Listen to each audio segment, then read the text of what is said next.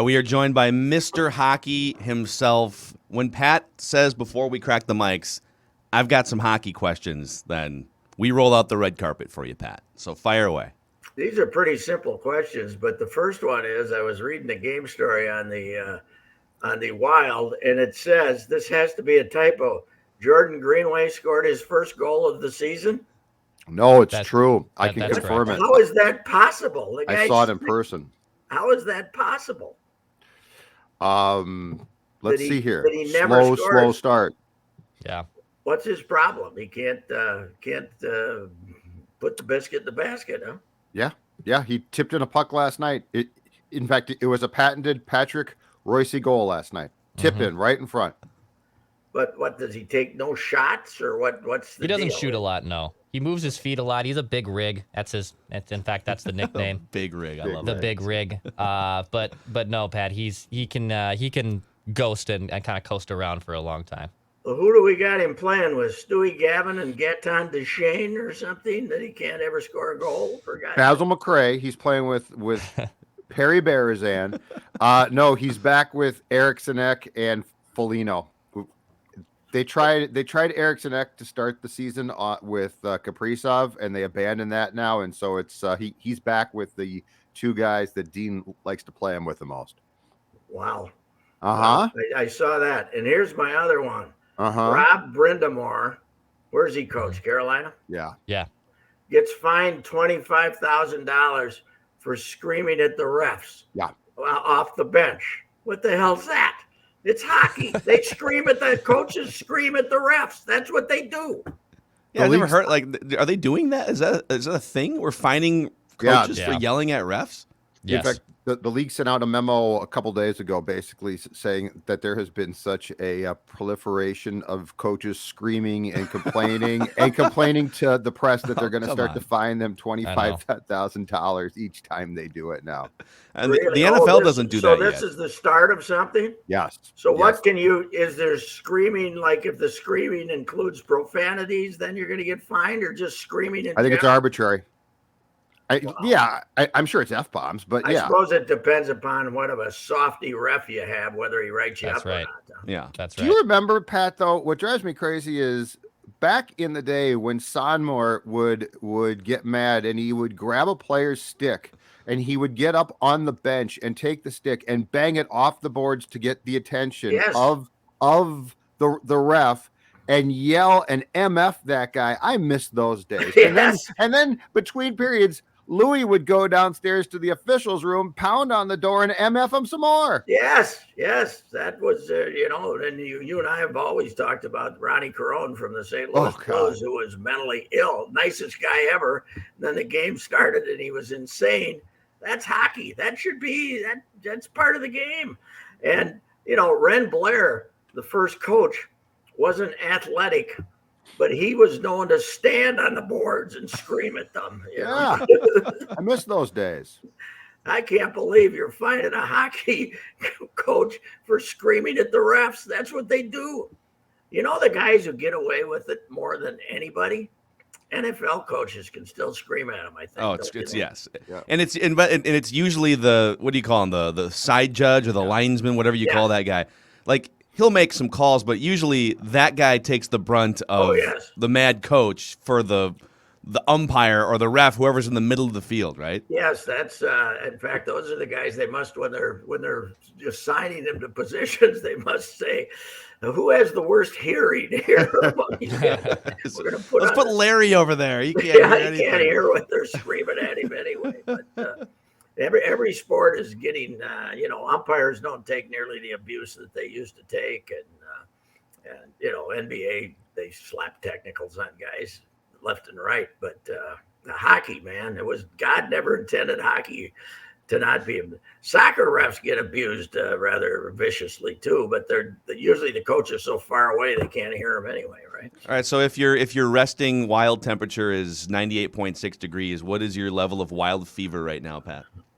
Well, I'll wait till April to get fever, but they're going to go in as a one or two or three seed in the West, and should have an opponent they could. They have advanced through the first round once since when, Judd? Once. Well, Once since they had only won it's during the twice since Scooter 03. era. Twice Yeah. since 03. Twice. 2015 was the last time they won a playoff series. 2015. So because they beat the Blues and lost to the they're Blackhawks. due.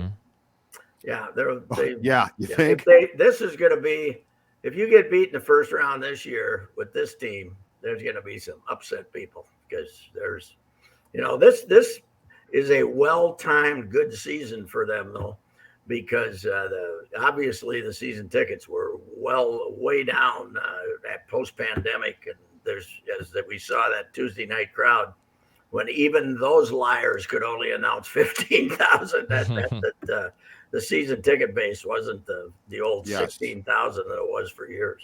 Yes, and in fact, we saw the same thing last night when they played Tuesday night games against a team like this.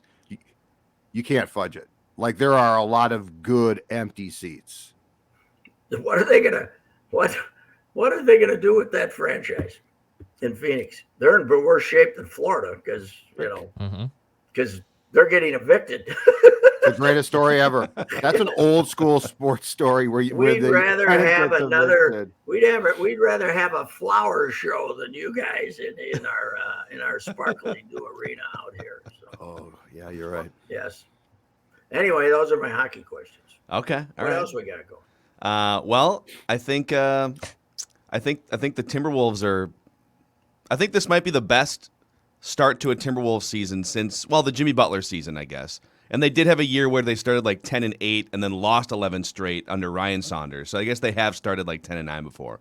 So at what point do you buy into this being an actual winning team?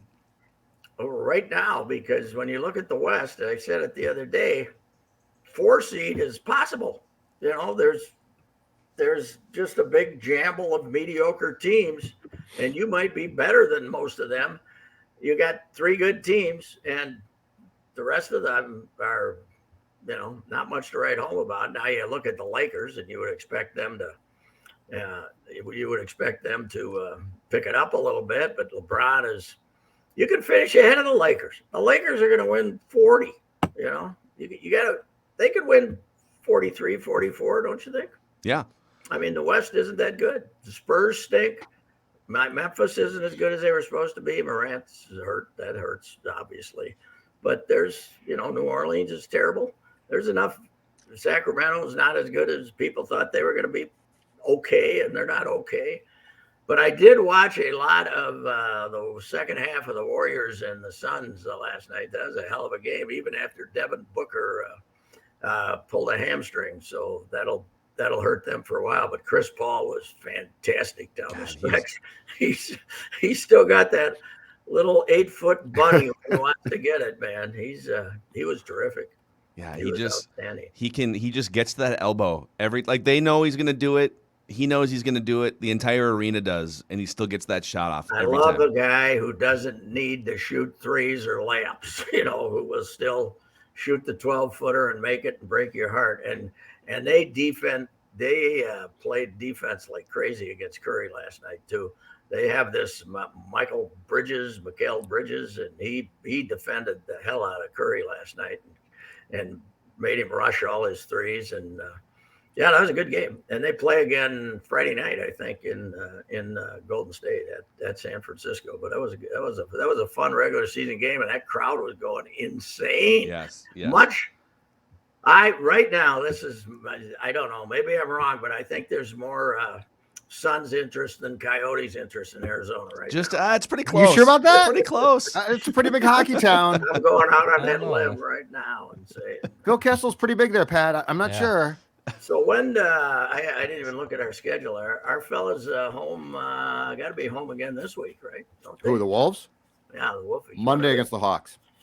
Monday against. When are the Lakers coming? No, the Lakers have been here, right? The Wolves play mostly playoff teams too the next 3 weeks. So, I still have every time the Wolves get on a little bit of a run, I still have flashbacks to like 15-game losing streaks that could strike at any time. So I'm not having Beverly will hurt him, because I think Beverly is the guy that brought the defensive ethic to this team, and Vanderbilt, and they got some other guys. But it is amazing to me that Finch was hired as an offensive coach, right? He's supposed to be, that's his background, and he's got him playing the best defense they've played since Garnett left, and since 04 probably, right? Yeah, it's kind of shocking. It's kind of shocking that a guy who specializes on one side of the ball can also be competent on the other side of the ball. Isn't that something? Amazing. Yes. Isn't that something? But it's if you go to hockey, it's the opposite. I expected Everson to be playing this defensive, that's a crusty old coach. I figured, and they lead the league in goals. I know, they go up and down. Defensemen are joining in the play, Pat. 85 Oilers. That's what we got here now. We got Gretzky, Curry. The power play might not be as good. Yeah, Gretzky, that's true. Curry, Anderson, Coffey, Mr. Puck right here is Messier, exactly right. There he is. That power play might have been a little better. This I've power always play is told not you guys good. about when we were up there when the North Stars had the misfortune of making the semis with Mahoney, the conference finals, a very mediocre team. And I went up to Edmonton for games 1 and 2. And game 1, 7-0 Oilers, no music blasting in the arena. 7 times polite applause from the Edmonton crowd as they scored. Hey, okay. Like a par putt. And they all moved the whole game. Everybody in the stands is going, moving their heads, following the puck. Now, I'm sure they got the same crowd that we do now with the music blasting and everything, but that was a hockey crowd, man. And they win 7-0, and all these guys in their big winter jackets are walking out saying, "Oh, that was a pretty good game." We were okay. Now, were they like that because they were just so used to 8 goals being scored every game, or was that the way that they observed hockey? Well, I think they observed hockey that way, but the fact that they didn't go nuts because they won 7-0 in game 1 of the conference finals was an indication that they just knew it was going to happen. And the only thing that, the only reaction you were going to really get out of them was if they didn't win the cup, somebody was going to pay, man. They won what, 4 in a row, and then Gretzky left, and then they missed one, and then won one more. Right? Then they won one more, yeah. Yeah, but I think you're right. I don't think that we scared them, Pat. No, sure. I don't think the Stars put the fear of the Lord in that Oilers team. I think that's why I drove out to the Sutter farm where they had the 7 sons, and 6 of them played in the NHL. And Gracie, the mother, was great, but the father wouldn't come in off the tractor. He was out there, and then Mike, the brother, was running the farm, the only one that didn't make it to the NHL. The others were all making it. I went and stopped in the bar in town, and one of the inappropriate old guys in there drinking said, "Yeah, we always wanted Gracie Sutter to get together with Gretzky's father, and then we could have a superstar who went into the corners like the Sutters." They were. This little town on the prairie, hardly anybody. Viking, Alberta, right? And Viking, Alberta. 6 kids from one family played in the NHL. Amazing. It's amazing. Pat, are you worried that Rob Refsnyder is going to become the next David Ortiz now that he signed with the Red Sox? Oh, did the Red Sox take him? He seemed like a really nice kid. And he did. A great guy. Yeah. He's a great guy.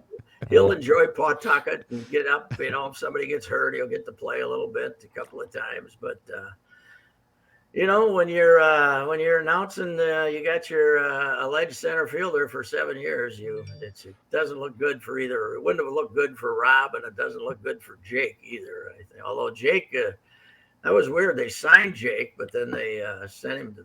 I don't know what. So I think he's still. So he's off the 40-man, but he's a twin farmhand unless somebody chooses to claim him in his new contract, right? Correct. Which is not very probable. I think he's making it's like an $800,000 contract if he. 11:59 tonight, though. They can't.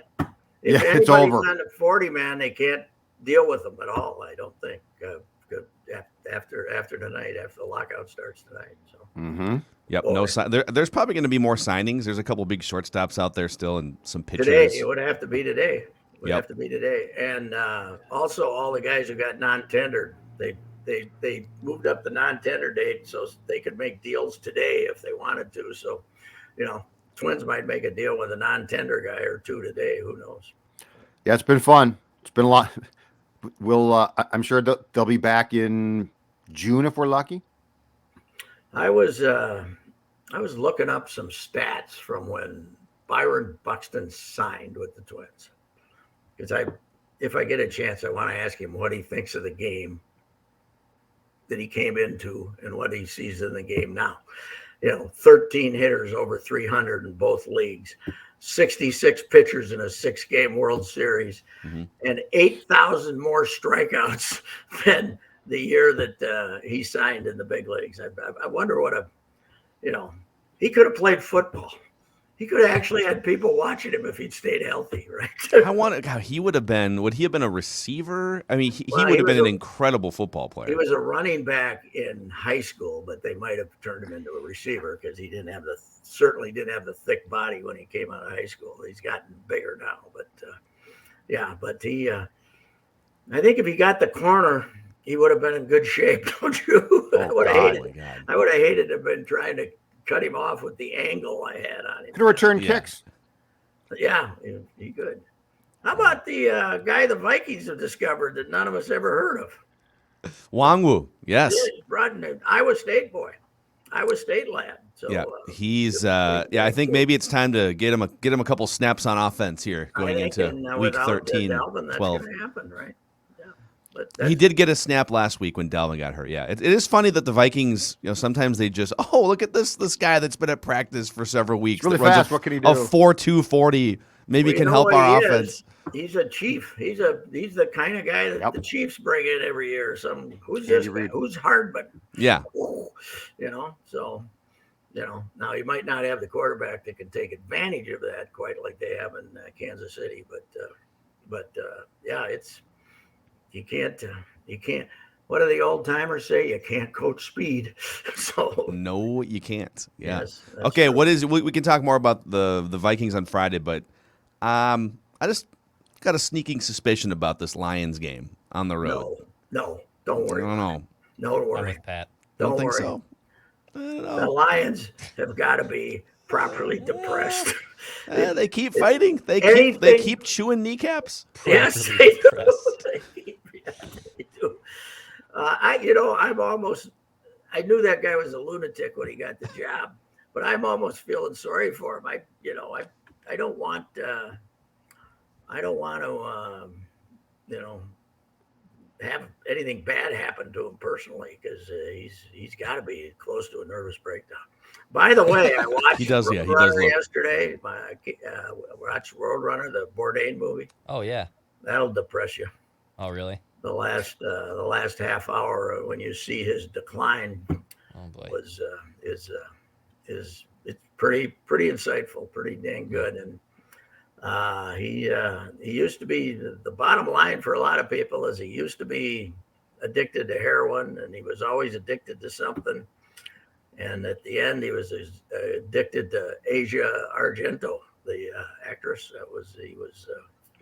He had a relationship with her, and when that was going south, I don't know what. Obviously, the problems were deeper than her, and she had nothing to do with it. But it wasn't in no way her fault. But he went lunatic on it. So.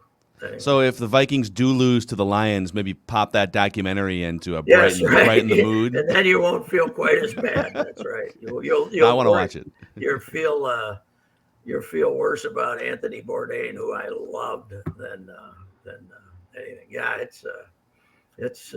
they kind of do a pretty good job of building up his career, but then they start showing the decline, and it's not good. So. No, I want to check it out. That's definitely on the December viewing list here. All right, gentlemen. All right, Pat. Friday. We'll talk Friday. That's Patrick Reusse, Mr. Hockey himself, Mr. Turkey of the Year, Mackie and Judd, Score North YouTube channel.